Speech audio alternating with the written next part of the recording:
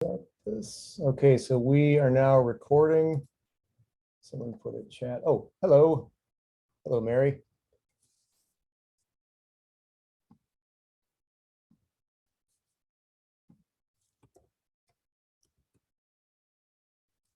Oops.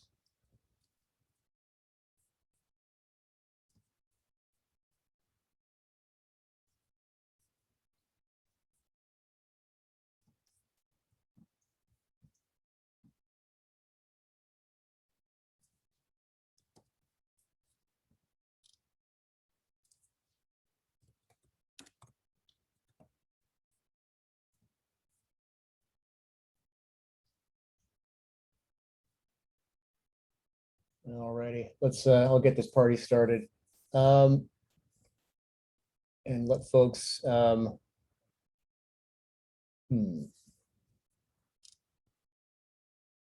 has stopped it. Oh, hang on. I need to make you. I need to make you a.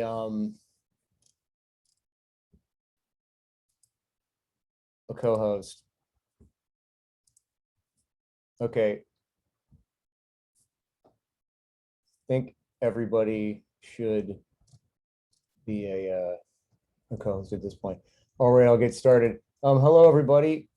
Thank you for coming to Cleveland Big Data. I know folks are still going to roll in, but we'll get started. March 21st, 2022, virtual style. Hopefully, we can get back to at least doing the hybrids. I know Cal and I were talking about that. I'd like to try something for March. I'm sorry, for May, even if it's small, to start getting in the habit. I know there's a lot of folks who miss the networking, and yeah, so we'll try something in May and see what happens. So we've got a great agenda today.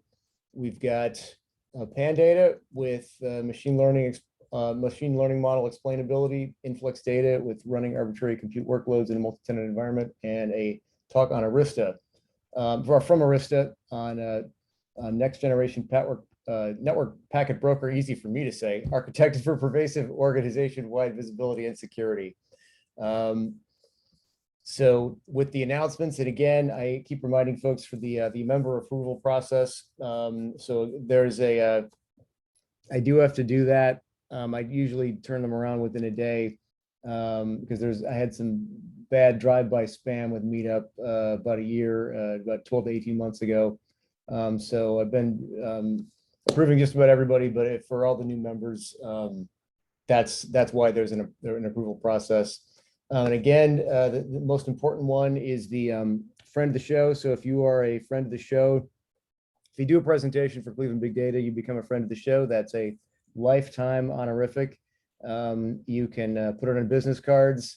You cannot, however, gift it to your children or sell it on the open market. But it is yours for life once you do a talk for Cleveland Big Data. And like I said before, and I don't believe you can also turn it into a non-fungible token either. This is something that it doesn't work that way. And again, let's try a hybrid meetup in May. There's a blog I was talking about before I started recording called Making Bad Decisions. It's my latest blog. I think you might like it. It's on it's about a real life incident with installing whiteboards in Exploris' first office, and it's a great mix for a great case study in organizational dynamics and decision making. So read that when you get a chance. So from recruiting shout outs, so Progressive's got a couple of positions, data architects and data science positions. PNC Bank has 2 senior business analysts in their data center of excellence. And I put the dash in there because if you didn't, it would read data center of excellence. And I think what the roles are is the data center of excellence. Does that make sense? The dash matters. So it's in their data group, and there's the links. There's a few more. There's another Cleveland-based data scientist for here's the link, and then there's a few other positions from Bell Falls Search, and Ride Beep also pinged me today, and Matthew asked me to say if you've got if anyone's interested in Ride Beep, just email them directly. They've got a listing of positions there, and but he did ask me to stress to please just have folks email if they were interested in RIPE. And as always, Linux Foundation, I literally could not do this without them because we're using their Zoom. And also thanks to John and the Linux Foundation for posting the recording of this meetup to the Linux Foundation YouTube account. So again, thank you so much. It makes the virtual meetings possible. And with that, let's go on to the first presentation. So let's turn it over to Pandata. And I'm going to stop sharing. And you guys take it away. So remember, it's a 20-minute slot. It's your call on whether you want to address questions during or wait to the end. So just let folks know if you want to address questions during the, from the chat, you can. Otherwise, you can just talk all the way through. Cool, go for it whenever you're ready. Great.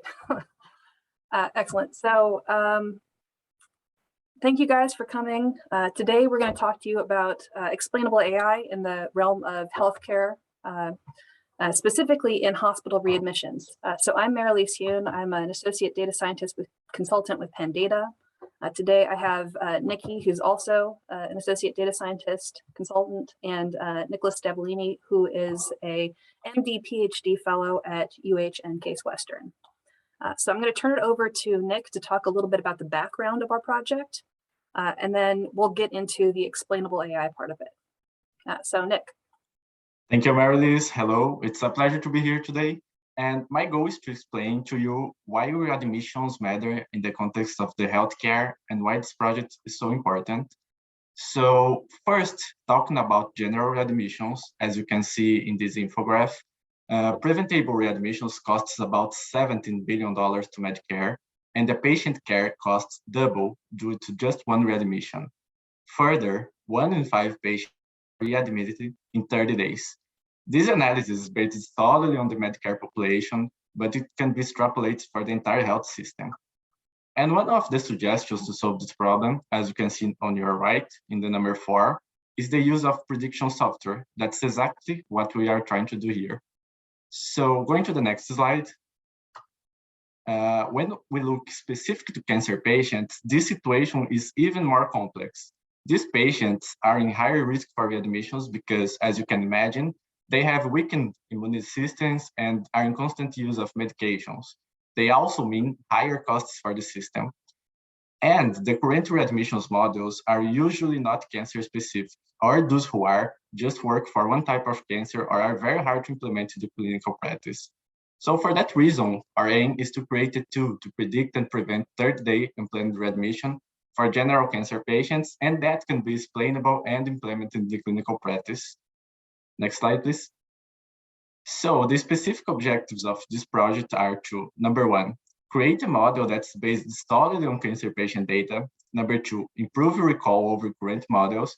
And number 3, prioritize interpretability without sacrificing any predictive power. And giving to you a quick background about our project and idea, it started in Cleveland Clinic and moved with us to university hospitals. And we have the expectation to have, in addition to a scientific publication, a tool like an app or integration to the electronic medical record, where doctors insert the patient's information and receive back a readmission history for this patient, so they can elaborate a better follow-up and prevent this event, the readmission. We also have a partnership with an institution from another country to validate our model and make it more reliable. So next slide. And the preliminary data used to reach our objectives contain more than 14,000 patients, with 11% of them experimenting the outcome at third-day unplanned readmission. And the features used were demographic information, cancer type, admission information, vital signs, lab values, medications, and previous visits to the emergency department. And now it's time to Marilise go forward and explain how we performed this amazing project. All right, great, thank you, Nick. So explainable AI is something that's going to help us improve the model, but without sacrificing the interpretation. So, coefficient-based methods like logistic regression they're very interpretable, but they don't always produce like the best results. You don't always get the best accuracy, precision, recall, whatever metric that you feel is the most valid in your use case. But complex models, they can produce better results, but they aren't explainable.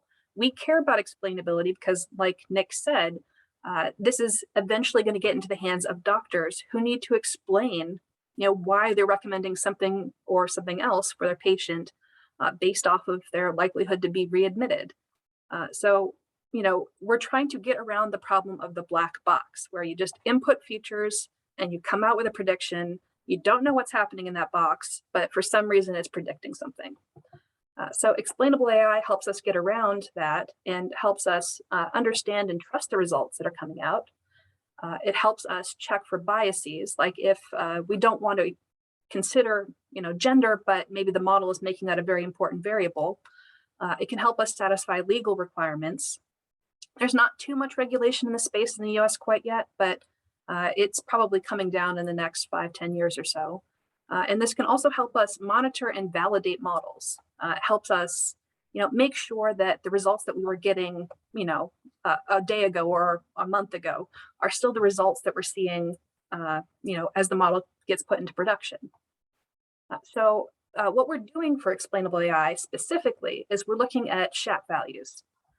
So SHAP is a game theoretic approach to explainable AI. And what this means is it's kind of distributing the payout of models, the prediction among the different features. Effectively, what it's doing is calculating the average marginal contribution using all possible combinations of features.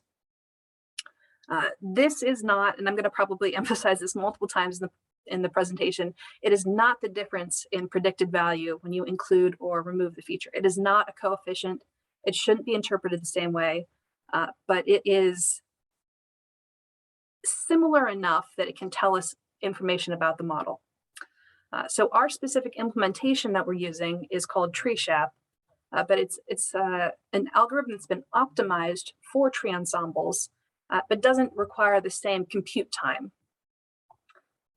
So we have kind of a basic example to demonstrate how this works. So the MT cars data set, I think that's like built into every statistics program ever, but it is looking at, for this one, whether a car is manual or automatic, and we're predicting manual based off of the fuel efficiency, miles per gallon, cylinders, the number of cylinders, and the displacement of the engine. So, we get out a nice set of coefficients here. We know exactly that every 1 unit increase in displacement decreases log odds of being a manual car by 0.02. Now, logistic regression doesn't always have the best results, though. So we want to run like an XGBoost model on this. XGBoost models are not interpretable in this sense, but if we add SHAP in, then we can start to interpret. So this is an example of what SHAP looks like when we're plotting it out.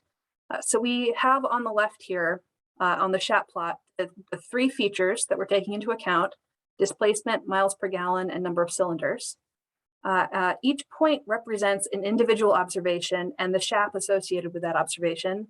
And then the color represents the feature value. So in this case, we can see that for displacement, that is the most important feature that the model is identifying. And we can see that high values, the purple values, are associated with a negative effect on the prediction. So, higher displacement has it decreases the probability of being a manual car, just like the coefficient in the logistic regression. You can see the opposite for the miles per gallon. So higher values of that is associated with a higher effect, a positive effect on the regression and the results. So there's a number of advantages and disadvantages to using SHAP. I'll just go over a couple of them briefly, but SHAP values in general, it is in the game theoretic sense, they fairly distribute the gains from the prediction to all the different features. And it's a very solid theory that would hypothetically hold up in court if you were asking me to attribute like different parts of this to different features. On the disadvantages side, if you're doing like a full SHAP analysis, this is going to run in 2 to the number of features time, which is as you get higher and higher number of features, that's going to run an incredibly long amount of time. So the implementation we're using runs in polynomial time. So that's better, but it still increases significantly when you have more features and different levels of your trees that you're employing. Another issue is that this is very easy to misinterpret. If you are treating these like coefficients, that is not the ideal way of doing it. You want to make sure that you are saying, like, given this set of feature values, the SHAP is the contribution of a feature value to the difference between the actual prediction and the mean prediction. So it's similar, but not the same. So let's talk about the model itself. So we used an XGBoost classifier. We are oversampling the minority class, the unplanned readmissions. We did some hyperparameter tuning with random search, 5-fold cross-validation, and we tuned to recall as our metric. So for our results, these are preliminary results based off of the data that we have available now. One of the big issues in this project has been making sure that we can get high quality data from the available data sets at UH. We wanted to make sure that we are including everything that's relevant and being able to backfill all the missing data. So currently we're working off a preliminary data set. As we iterate on this project and develop it further out, we're going to be including more of that missing data or backfilling that missing data. We're going to be including other variables like the social determinants of health data. They'll be very relevant in this case. But currently our recall is sitting around 0.58. Precision is only sitting around about 0.19, 0.2. So we're focusing on recall again because we think it's more important to identify the cases where they should be getting more help and then they aren't getting more help. So we're valuing those false negatives more than we're valuing those false positives. Now, what does this look like when we turn it into, run it through the SHAP analysis? So we have, here are the 10 most important features that we've identified in the model. The most important feature is whether or not someone had an elective admission. So if they are having an elective admission, we can see that that is decreasing your probability of a unplanned 30-day readmission. On the other side, if you are not being discharged to your home or hospice or like home health care, if you're getting this other discharge, then that is increasing your probability of being readmitted. So the values themselves, like I said before, are your SHAP values. These are your average marginal contributions over all the observations. Each data point is an individual observation. So some of these are well divided between the two, have a sharp contrast. Some of them are less well divided. There's a significant amount of overlap in color for, like minimum sodium. But let's show you the local analysis of this next. So one of the great things about SHAP is that we get this global analysis, but we also get a local analysis. So for each patient, we can go in and look and see this patient was predicted as, yes, they're probably going to have a readmission, or no, they're probably not going to have a readmission, and this is the reason why. So for this particular patient, we are predicting a readmission here, but we can go and see that the reason for that is that they have an other discharge. This was not an elective admission. They have a substantial number of medications that they're taking, that they're a smoker. So all of these factors contribute to this prediction, and we get out our final prediction. I think this is log odds here. Now compare that to patient 2, where we have an overall a negative prediction. So we're predicting that they're not likely to be readmitted.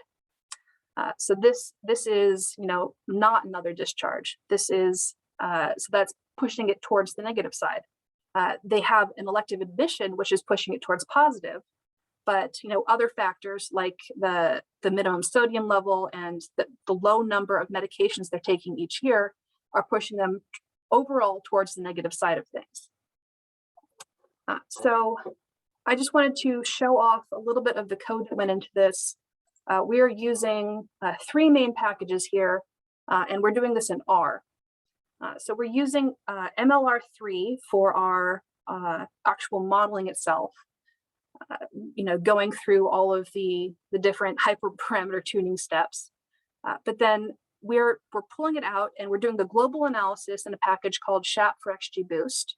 And then the local analysis that is done in another package called TreeShap. Now they're both using the same underlying algorithm, but they seem to be, like the first one seems to be better at that global approach in terms of like their plotting capabilities. And TreeShap seems to be better at the local approach. And one kind of tricky thing that I'd like to point out is on their line 114, it's a little tricky finding where the model exists if you're using MLR3. Now, this isn't an issue if you're using like the straight up XGBoost package, but if you're embedding your model in a series of objects, then it can be tricky to find it. So I'm going to end the talk here. We'll have some time for questions. But I just want to say thank you very much for coming to our our little presentation here. We have a list of resources if you want to learn more about SHAP and explainable AI in general. So I'll leave this up for a little bit that you can look through it. Thank you all. Are there any questions?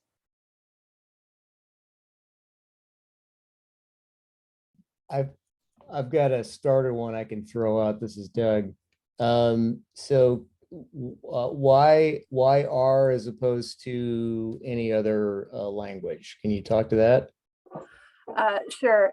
R was installed on the laptops that UH gave us. Done and done. So yeah, there's a lot of great packages in Python for this as well. So I think we have the last one on the list here under SHAP packages. That's the particular Python package for this. You can do SHAP analysis or explainable AI in whatever language that you're working with. But we just had R installed, so that's what we used. Did I follow correctly that you have to, sorry, this is Adam Anthony from InfluxData. Do you have to train a model for all of the n-squared combinations of features? Is that how SHAP works? Did I misunderstand technically what it does is it kind of trains a model for every single combination of features, like the featureless model, every feature individually, every combination of 2 features up until like 2 to the n different models. So if you're doing that and you have, more than a couple of features, that is an incredible number of models to train. And that will, it would frankly explode my laptop, so I don't think it would handle it. But that's what the TreeShap really comes in handy for. Now there are even faster implementations now, I think, that haven't quite made it into our packages yet, but different, like FastShap, I think is another implementation, or Fast TreeShap. They have better algorithms for approximating these results. Oh, I did mention not wanting to have gender as a feature. Why is that? That's a hypothetical situation. Maybe you're in a situation where, you know, there's, I don't know, something legal going on, and you want to make sure that you're not discriminating against, you know, women or against men in it. So, you know, if you use, you know, gender in your model and that is affecting your decisions, then with a black box model, you don't really know to what extent gender is affecting the results. With explainable AI, you can look and see, well, we're including gender, but it doesn't have much an effect. And that can help satisfy legal requirements if that comes to pass. Cool. We got time for about one more quick question. We got about 30 seconds left. Is there anybody else in the chat? Anybody? And so I guess one quick data question is, what was the definition of a readmission? Was it a readmission at UH or a readmission anywhere? And how did you know? Nick, do you want to take this one? Yeah, I can. So we are using an UH data set. So the readmission is any readmission in the UH environment. Super, thank you. And that's the beep. Again, terrific talk. Everybody give them a round of applause, either real or virtual, whatever you can do. So thank you so much. That was fantastic. Next up is Adam from InfluxData.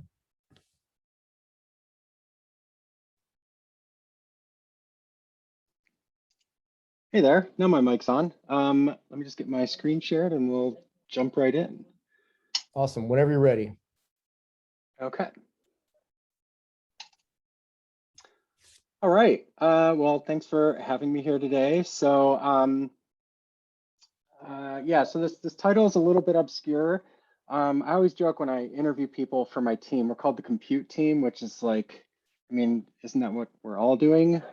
But what my team actually works on is making sure that there is enough compute available to do some pretty large workloads. So that's a really high level context, but before we get into the meat, just a little bit about Influx and about me. So InfluxData is a time series database company.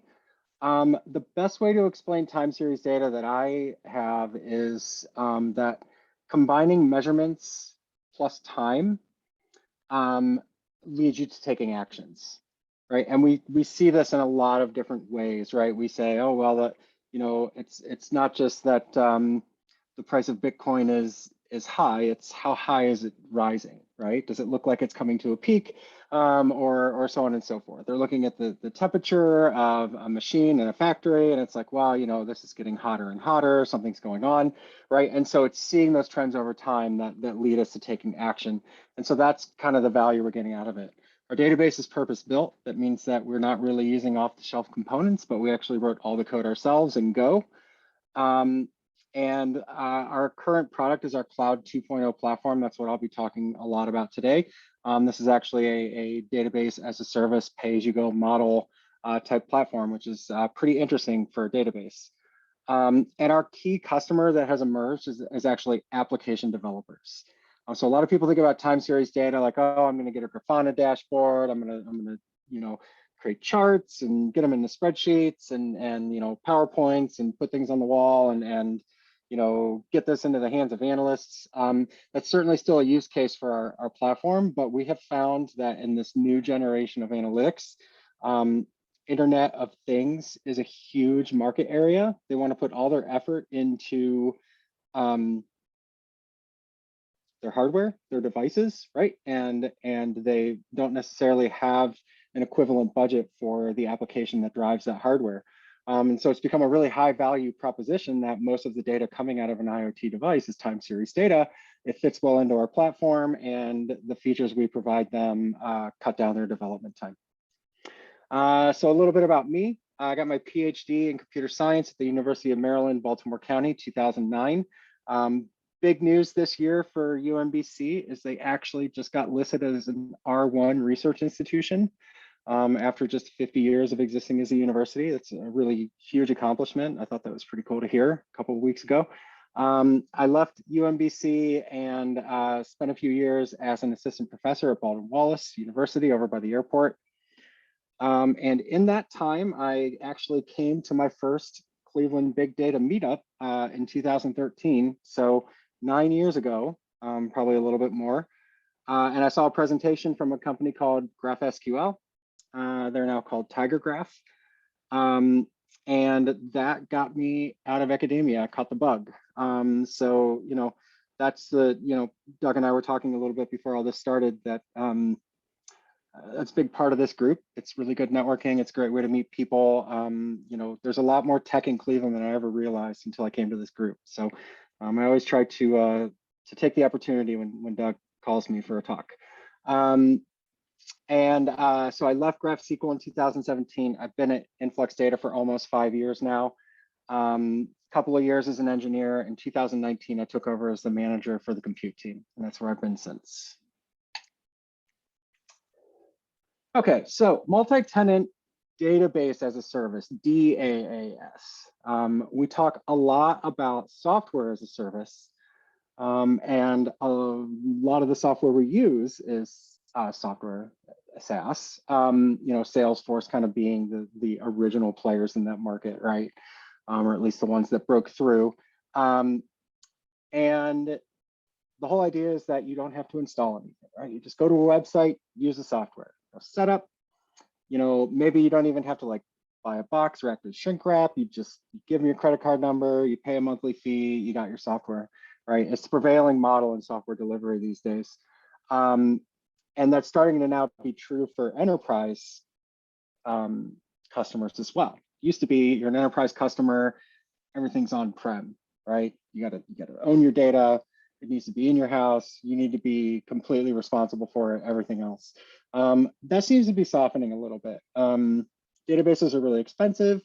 They're really hard to size, predict what you need. Sometimes you go through all the trouble of installing something and then you reorg a department and you just bought a license for a thing that no one wants anymore, right? So many things happen. So this database as a service model, especially in the age of, nobody actually has servers anymore. So actually none of their data is in their house, right? On-prem just means it's on AWS servers I control, right? So it's a pretty small hop to say, hey, let's do database as a service too. So I had to laugh because I didn't really think about this phrase until I was practicing and said it out loud, but we are the ass behind the ass, right? So what I mean here is that software as a service platforms use us as the back end, right? And so if they're promising 5 nines, we've got to have at least 6 nines, right? And even more. I have a story about a customer who opened a support ticket and said we had 8 failed queries yesterday. We said, well, you ran 10 million queries. And they said, yeah, and 8 of them failed. That was a bit of an extreme scenario, but we certainly get a lot of pressure to say, even a couple of failures here and there, they measure and they see that, and that impact kind of has an exponential impact, right? 1 failure for us might be 1,000 failures for them. And so, another side effect of this is that, our performance in terms of responding to queries has to be a good margin below kind of the industry average. They say like, oh, latency, page load has to be 250 milliseconds or something, right? And so, we have to be in like the sub 50 range for most of our hits, or else we're eating up that customer's latency and they can't use us. And the other thing, and this is kind of related to the availability, a security breach can have an exponential impact, right? One company's database gets hacked and that's a bad day for that company. Our database gets hacked, that's a bad day for every customer we have.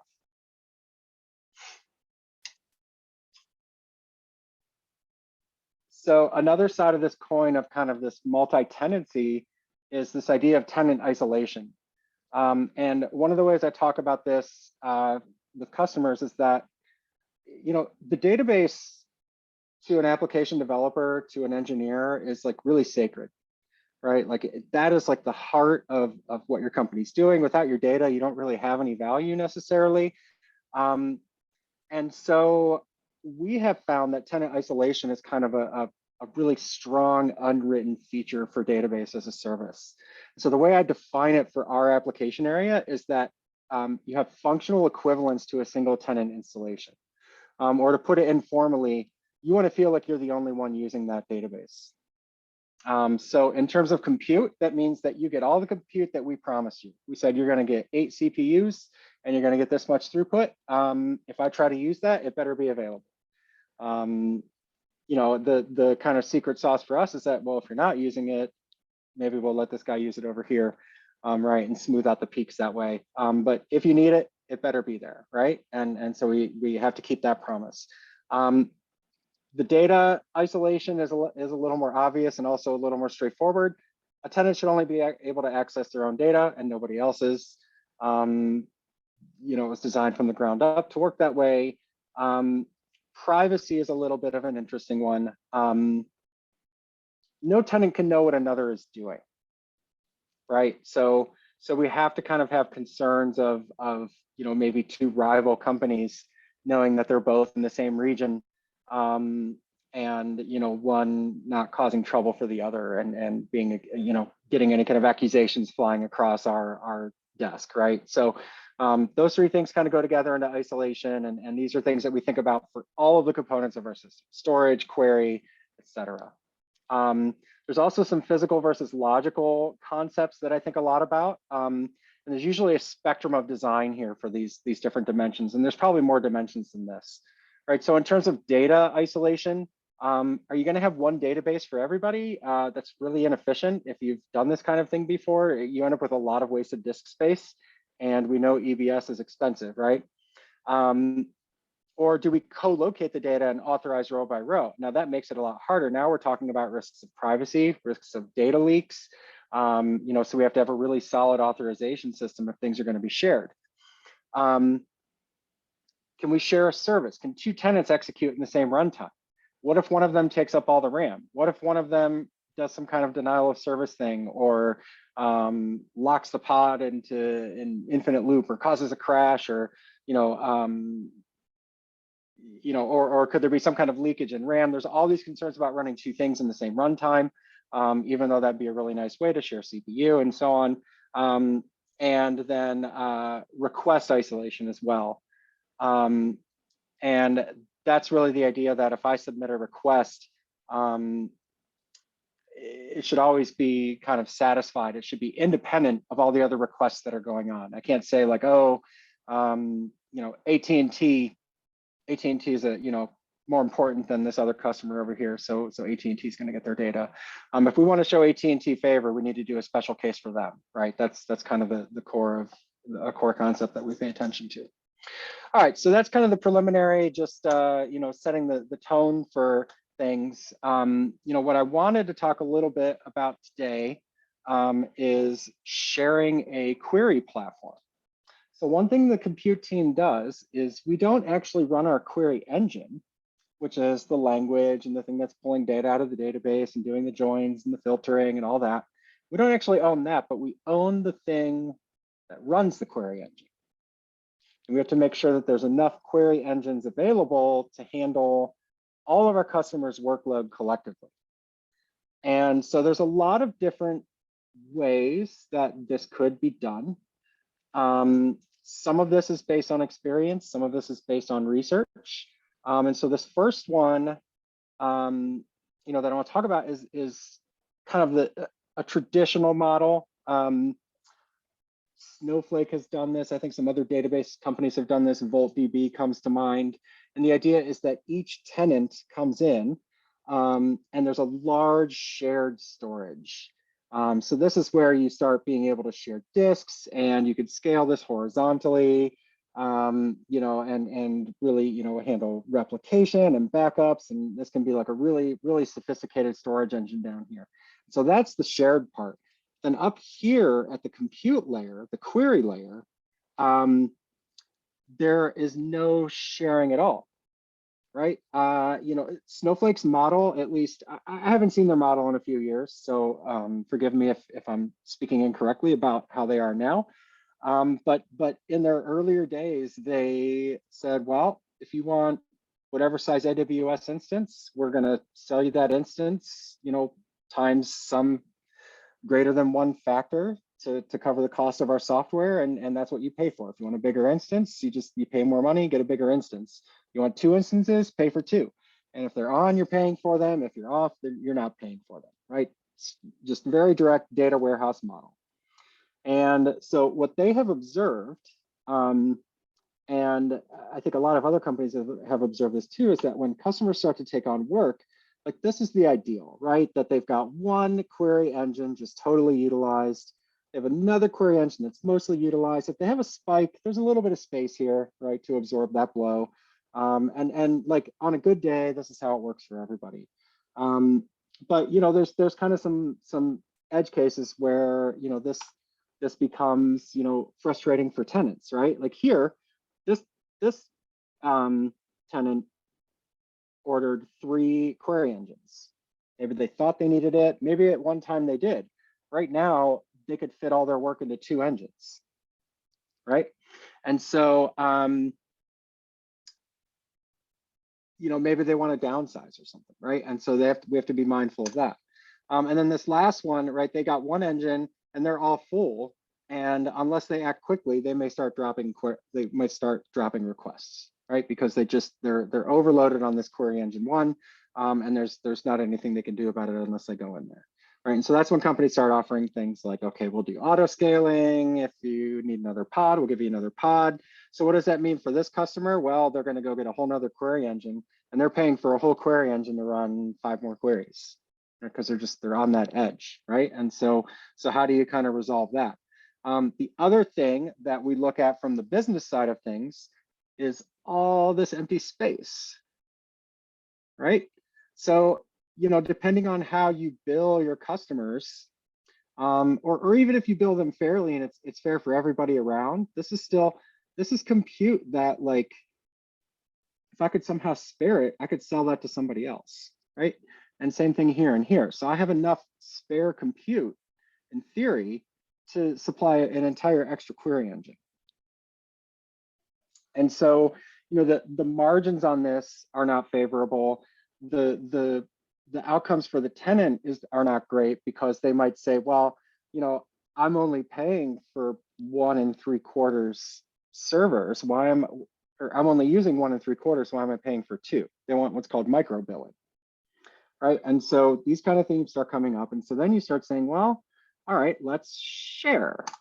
And so you go ahead and you build something like this. You have a shared executor, and you start feeding requests into this, and you'll probably have a queue or something in here. If you get too many requests all at once, you don't just want to drop them, right? So you'll fill up this queue, and depending on how many engines you have running in here in parallel, you burn down this queue and everything's great until you get so much work that this thing can't keep up.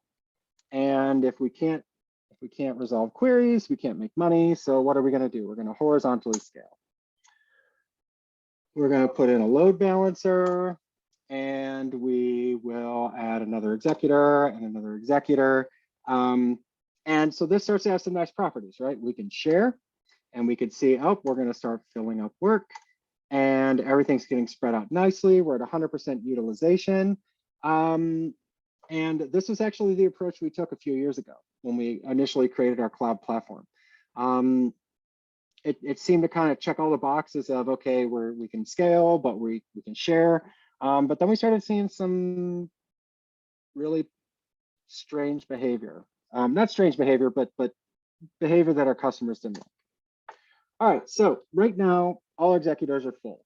And so a new request comes in, load balancer, let's say it's round robin, random assignment, whatever it is, just let Nginx do the load balancing. That's really not an important part here. It decides, okay, these are all equal, so I'm going to send this guy over here, right? And so he's happily waiting. He loves our platform. He's waiting. And then queries start finishing up. So in the worst case, we'll see something like this, where these queries start dropping off, and oh no, on that pod over there, there's all these really long queries. Some customer came in, they ran 3 queries in a row, and they're each taking like 2.5 minutes. right? And so this guy's got to sit here and wait 2.5 minutes, and now he's sad. He's not liking our platform because it's a 1-second query, and here he is waiting 2 minutes for a response. All right, he's like, I didn't ask for that much data. Why is it taking so long? Adam, quick time check. You got 2 minutes left. Oh, wow. All right. Well, I've got just a couple slides.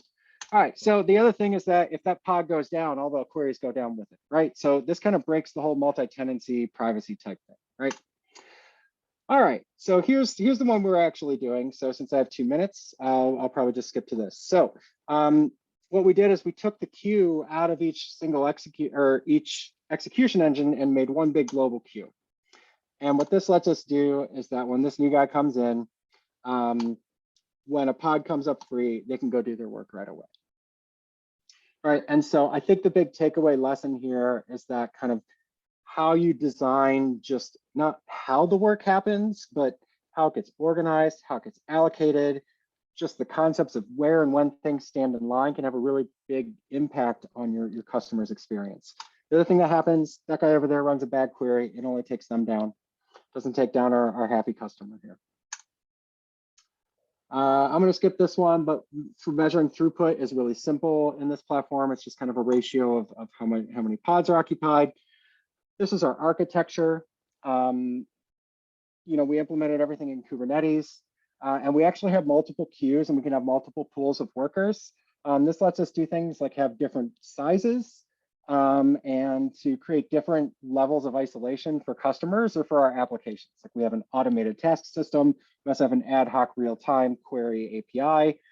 So we actually serve those out of 2 different lists, right? And so just a lot of flexibility with this model. And the nice thing is that all these components are just reusable off the shelf now. So there's no new code to write. This is all systems level work and routing work at this point. And in case anyone's wondering, we could do like a production workload with just a few hundred pods, right? So we see kind of at 600 queries per second daily average that goes up and down. And so we see peaks of like 1,500 to 2,000 queries per second occasionally. So 300 pods is a lot, but it's not like insane in terms of Kubernetes life. And those are all identical pods, so they're pretty easy to manage. All right, I think that's it. I can just skip this last slide unless there's questions about it. You got time for one quick question? Adam, do you have any contact info for folks that have follow-up questions? How do you want to handle that? I should have put something on my slides. I'll send you something. Okay, cool. I can post it on the meetup. So Adam, thank you so much. And again, thank you for mentioning the Cleveland Big Data connection. I think it's a fantastic story, and I love it when stuff like that happens. People meet, make connections, new interests, potentially new gigs. So yeah, that's so great. Thank you. Everybody give Adam a round of applause, both real or virtual. And then next up is Arista, who is a longtime friend of the show. Arista has done multiple talks over the years. And Chris, you ready? Whenever you're ready. I am. Thanks, Doug. Let me just get my own little timer going here. So I try to make sure I beat the Doug timer. It's been a little while for me since I participated in one of the big data meetups. I forgot about the timer. I love it. I miss it. I need to adopt that in some of my other presentations. So let's see here. I'll share the screen. Put it in presentation mode. So just to check, want to make sure everybody can see the screen. Yep, I can see it. Cool. All right. Arista. So for us, what we wanted to speak about tonight is really tap aggregation, or what some people say would be network packet brokers. So less about the core routing and switching elements and more about, hey, there's all these fancy tools. There's a lot of requirements or requests for visibility. how do we take what we see flying by on our wires at 19 billion packets per second? How do we make that usable for people to do data analysis, or security-minded folks to want to see what's going on the wires? So a few years ago, started giving this presentation at meetups that were really outside maybe just network engineering audiences. And one of my sales folks came up with packets in purgatory is a way to kind of describe, what happens with this data here. And I've got my contact information here, and we've got a few of the Arista team also in attendance. So I think Chuck and Jeff, if they could put their contact information in the chat for anybody that's interested. Talk about Arista a little bit, but I'd rather focus on just the industry and more about vendor agnostic solutions, and just looking at what problems specifically are we trying to solve. So current state networking, just to bring everybody up to speed, we saw a ton of 400 gig get purchased last year. And the industry knew there would be an uptake in 400 gig. We expected that demand from the internet service providers and the cloud service providers. So folks like the public cloud, the predominant public clouds that you're aware of, but also the folks that are help with data center or hosting, teams like Equinix and others that provide on-ramps so that you can get to consume your services in a public cloud environment. What really caught us by surprise is how much 400 gig was purchased by what we would deem enterprise. And it was more of your average networking team, if you will. So we saw a huge ramp up in per port quantity and per port purchase of 400 gig in the general global addressable market beyond just those cloud service providers. And it drives a lot of the ancillary things that we need to do, like visibility tools for folks. So, why so much 400 gig? Well, down at the compute layer, your databases, your physical, endpoints that are connecting into the data center network infrastructure, those speeds are increasing. So we've gone from 1 gig to 10 gig, 25 gig is most common now, but we're starting to see 50 gig, 200 gig, or excuse me, 100 gig and even 200 gig at the edge of the networks. And because we have so many assets that are connecting at those speeds, we need to be mindful of oversubscription ratios in our backbones, whether that's your data center backbone or maybe your corporate wide area network, or even the service providers or the internet service providers. They need to stay ahead of that demand. And that really drove the 400 gig adoption. We're also seeing less space required to deliver these kinds of speeds. So just a few years ago, it would take an entire rack of equipment in order to be able to drive the bandwidth that folks were asking for. We'd have these huge oversubscribed systems where we're trying to show you a 25 gig port, a 50 gig port, or a 100 gig port. That's been really crunched down now to where we can deliver like 32 ports of 400 gig in just one rack unit. So considerably less space, considerably less power, and really lower CapEx and OpEx because you're buying fewer devices and fewer optics.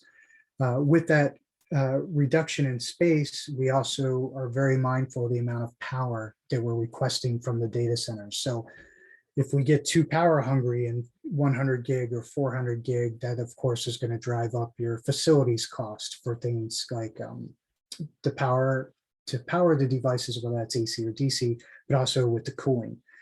And then additionally, with these higher density chips that are out now for us that we're putting in the network equipment, we're actually seeing a reduction in the cost per port.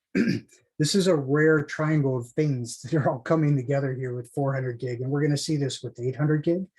And similarly, we're going to see this with 1.6 terabit interfaces that will be out later in the decade. But it's seldom that we get the opportunity of to see, hey, it's a lower cost, lower density requirements, lower space, power, and cooling. And what's driving these bandwidth demands? Well, here we're talking about big data. AI has found its way outside of the research labs. I just recently came across an article just last week. A data center group released an article about all the individual verticals that now are requiring AI for just either to survive as a business or to try to leverage as a business differentiator. So, we had certainly seen that with large organizations working with teams at Meta or at Google or Apple that were driving decisions based off of the outcomes they were seeing in AI. Teams, even, the old Explorers days or the Watson Health days.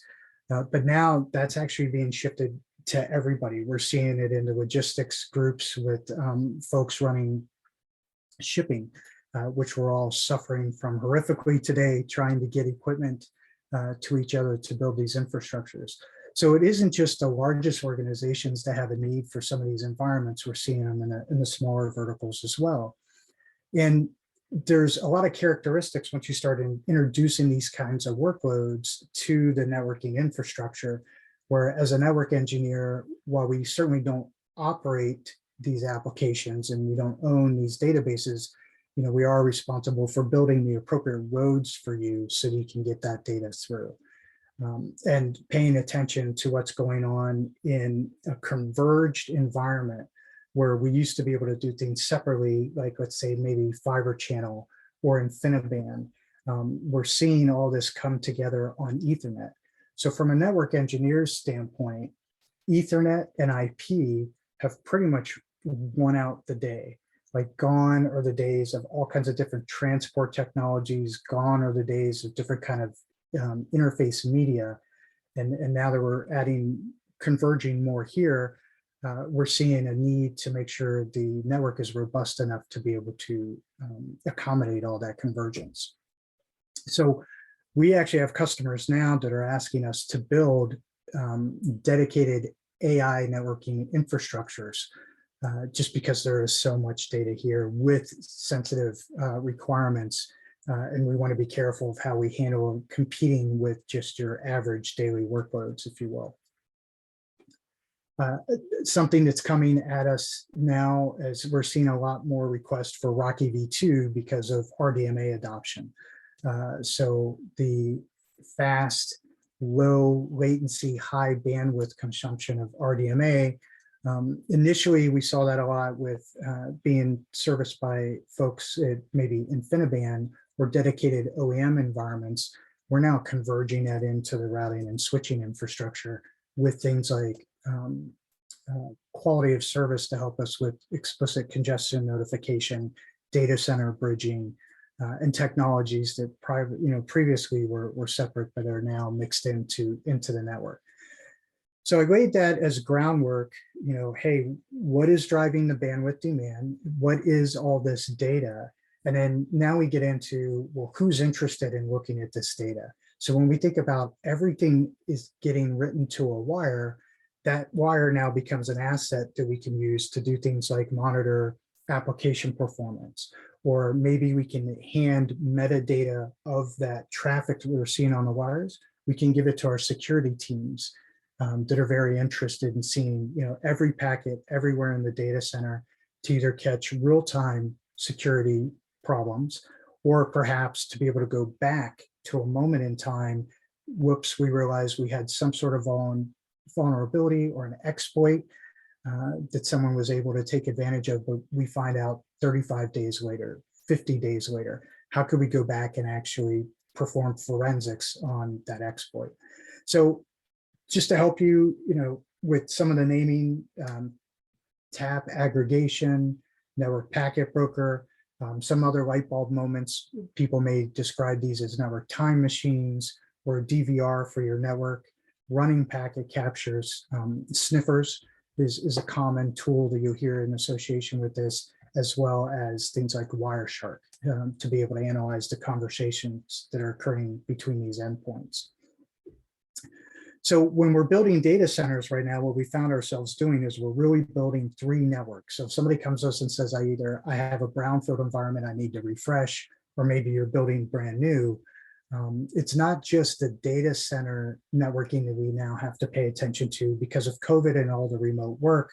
We need to make sure we're taking our out of band access seriously. How can we get in when there's moments of degraded service or outages? But we're also building this visibility network.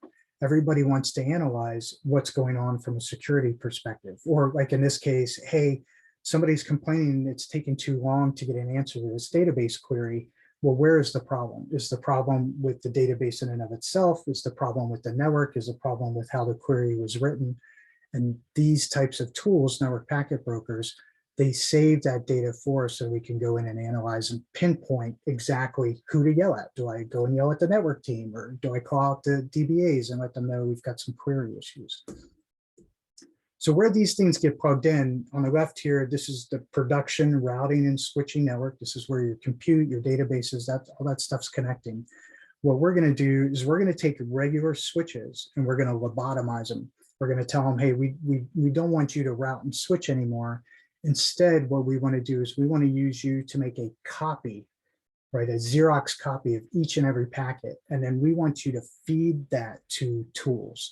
So we have an environment here that takes advantage of flow information, and we direct a copy, so a non-production copy of your traffic, and we send it to these various tools. Well, that's an application performance management tool, or lately, with the focus on security so much over the past year, 18 months, there's just a flood of security tools that people are adding to their network. So it's common for cybersecurity folks or InfoSec folks to come to a network engineer and say, hey, I've bought this nice shiny new tool, and I need you to feed all the production packets to that tool. And so that's where this need arises, where we can't plug 100 of these tools into the production network. We have to keep in mind the production network's core job is to reliably move data as absolutely as fast as possible. And for us, fast could mean 4 nanoseconds from port to port. So from ingress into the switch to egressing that switch, or as high as just 2 or 3 milliseconds. The network equipment just wants to get it in, analyze it, get it up, and get it out and on to its destination as fast as possible. But while we're doing that, what we're going to do here with the network packet brokers, we're going to make a copy of it. We're going to Xerox it, and as many copies as we need to make to feed all of these tools so that you guys can perform the analysis on them to verify performance or security issues. And part of this, there are additional tools you'll see from Arista, from other vendors, where it's not just enough to feed these tools. Sometimes we need to go back in time. So this is more the DVR element of a network packet broker. And that I made copies of this data and I've written that off to disk somewhere. So you'll often hear about like a recorder node where we can store all this traffic with goals of maybe 3 days of retention. The goal could be, maybe a NERC SIP environment or SCADA environment where, hey, we've got a mandate to hold on to all of this data for at least a year. So we've got these compute elements that we can add to our network packet broker solution where you can save off all that data and it can scale out. So not only in just one 192 terabit node, but hey, I can create a cluster, or if I need to, I can even extend that further and leverage some storage that you have through NFS and attach to it to be able to write off this traffic for later analysis. And we're feeding all kinds of information here. So we have the raw packets that are going to the tools to be analyzed, but we also have flow data, like our sampled flow or what's called S-flow, some proprietary solutions that are out there in the industry like NetFlow or JFlow. But what we're doing is we're asking the network, hey, while you're seeing all this stuff go flying by, could you grab just a little bit of the information about that and feed it to these tools for analytics on performance? And oftentimes those are third-party tools.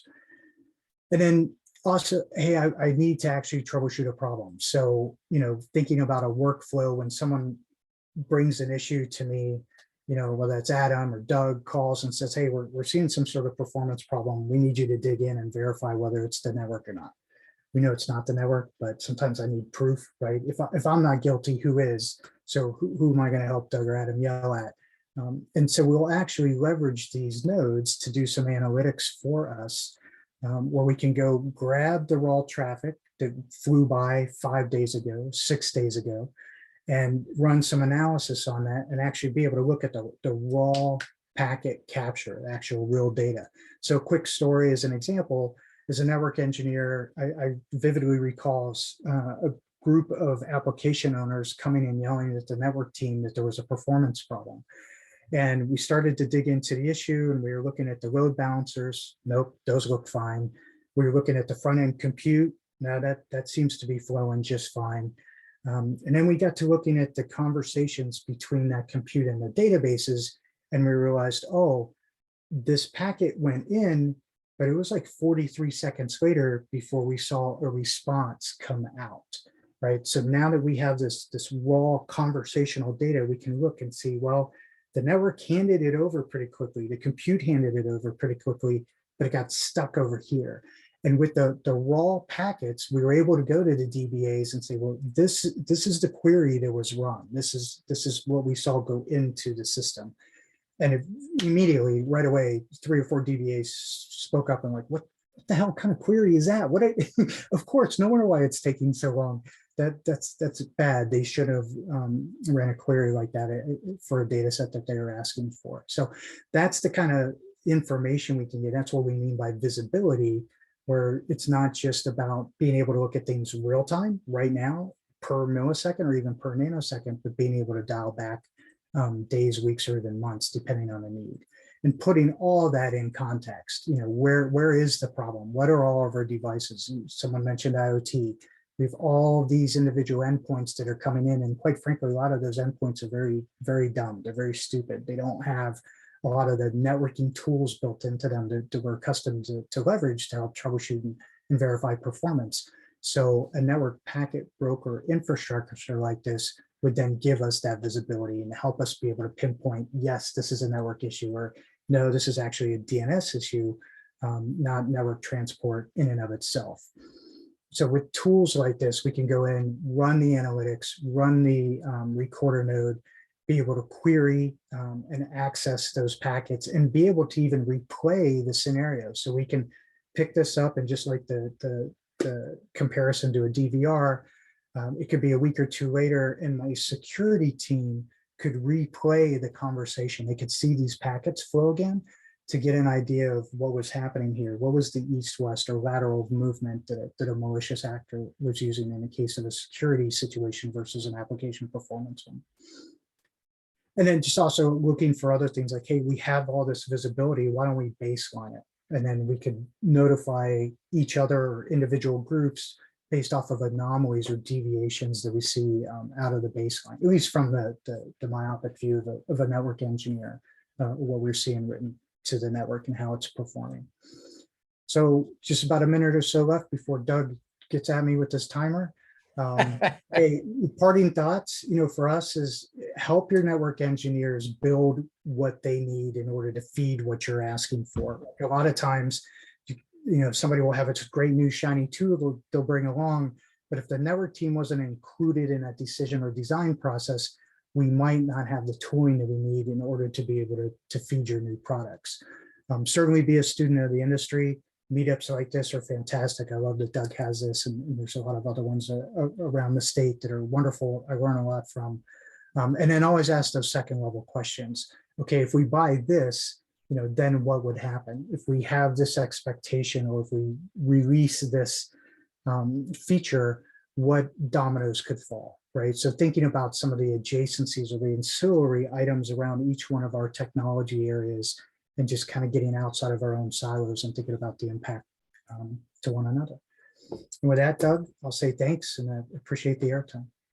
Oh, thank you, Chris. That was awesome. That was just amazing.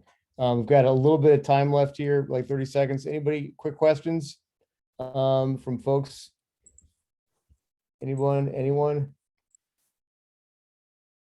How might, here's a hypothetical, but not hypothetical, is a number of the intrusion stories that you see in the, that have been in the news is somebody gets access, to a data, to a network, then into a data source, extracts data, encrypts it, you know what I mean? And then extracts the encrypted file. Like, how can this still pick up on that anomaly? Does that make sense? Oh, it does. Absolutely. Yeah. You start getting into those InfoSec topics like network detection and response, Yep. because the key here is that all that stuff gets written to a wire.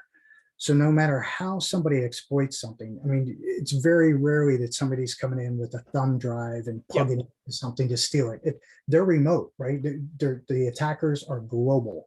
So they have to, whatever they're doing has to be written to a wire, and it's okay if it's encrypted. We don't need to decrypt that in order to be able to sense something is wrong.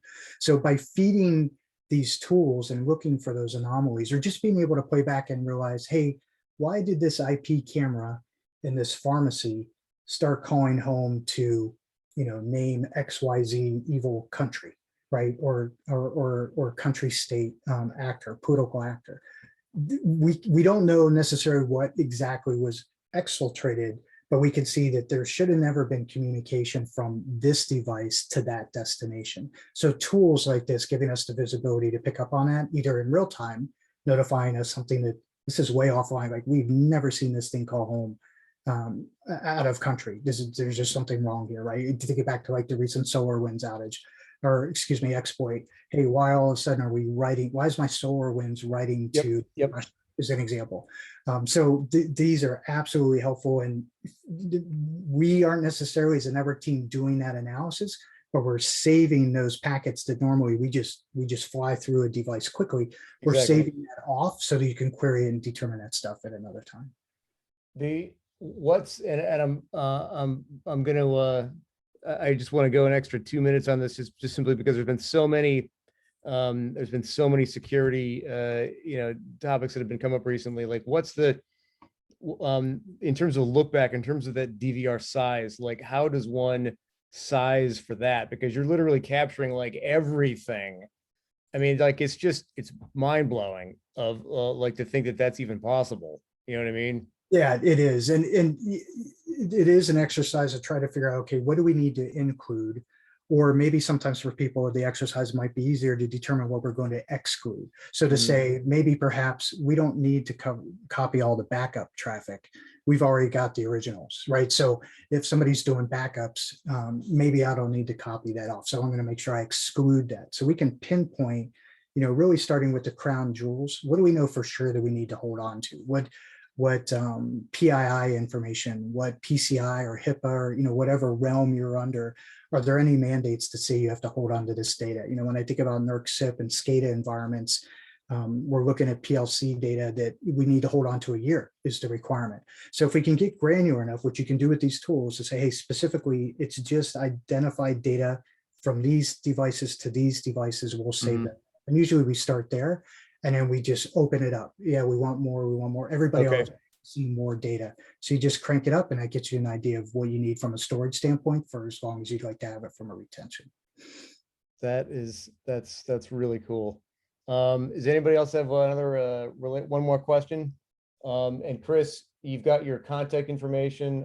I see Chuck put his contact information there. So if anybody else has any other questions on this topic, contact Chuck or Chris. I know you had your email address in the slides earlier. So again, thanks everybody. It's fantastic talks. It's crazy how all this stuff is related. I mean, we started with an AI related talk, not an AI related, an AI talk in the first one, and then you ended it with a networking talk that was impacted by AI use cases. So it's all of this is interrelated. So yeah, great stuff. Thanks everybody.